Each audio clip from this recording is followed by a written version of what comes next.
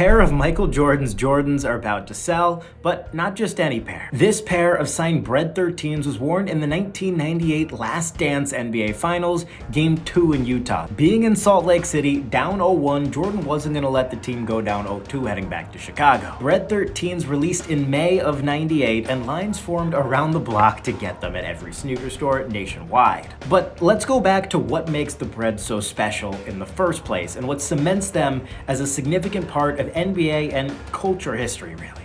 For that, we have to go back to the 1980s. Michael was just a rookie working with this new company called Nike, and he was wearing some colorways of the first shoe that he wore that the NBA did not like.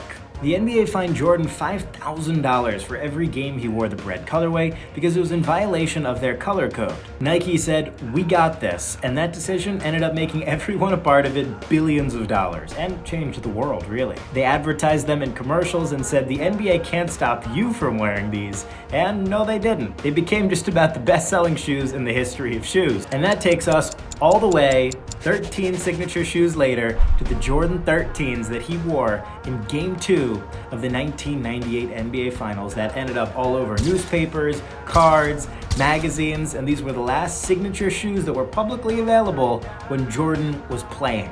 This is an insane pair. They're the 1998 Last Dance NBA Finals Game 2 sneakers. And what's so crazy about these Bred 13s is that that's the shoe that Jordan wore throughout the entire 98 playoffs on the road up to that point.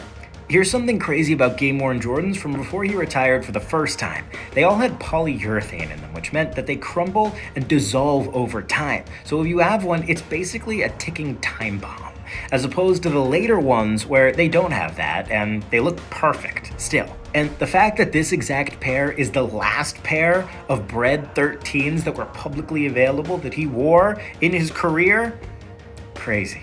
This exact pair of Jordan 13s is also the first pair of Finals Jordans to ever be photo matched by Migrate. Sneakers are much more difficult to photo match than jerseys, but with these sneakers, there were enough unique match points through high-res imagery for Migrate to make the perfect match here. Back at this time, NBA teams would wear black sneakers in the playoffs, and Jordan would usually opt for his Breds, black and red. This is an insane pair, and it's live in Sotheby's now. If you want more stories of what makes this pair so iconic, I'll see you in part 3.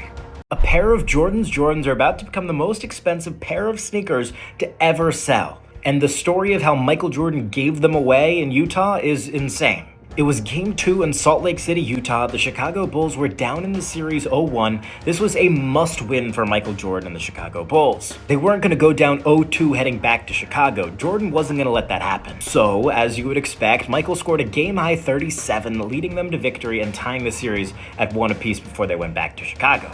But something happened earlier in a practice relating to these shoes. Michael Jordan left his jacket at the practice site, and the ball boy responsible for the visitors' locker room grabbed it and then brought it back to MJ before game day. The ball boy then asked Michael if he could have his game shoes from the next game, Game 2, after they finished. And then after the game, sure enough, Michael Jordan took off his shoes, signed them clean, which he didn't always do. I mean, these signatures are perfect, and then gave them to the ball boy as a thank you for the services rendered.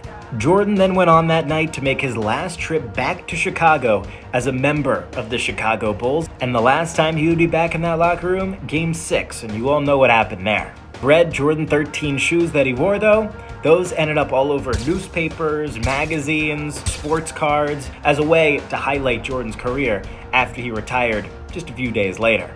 This pair of shoes is now up for sale in Sotheby's.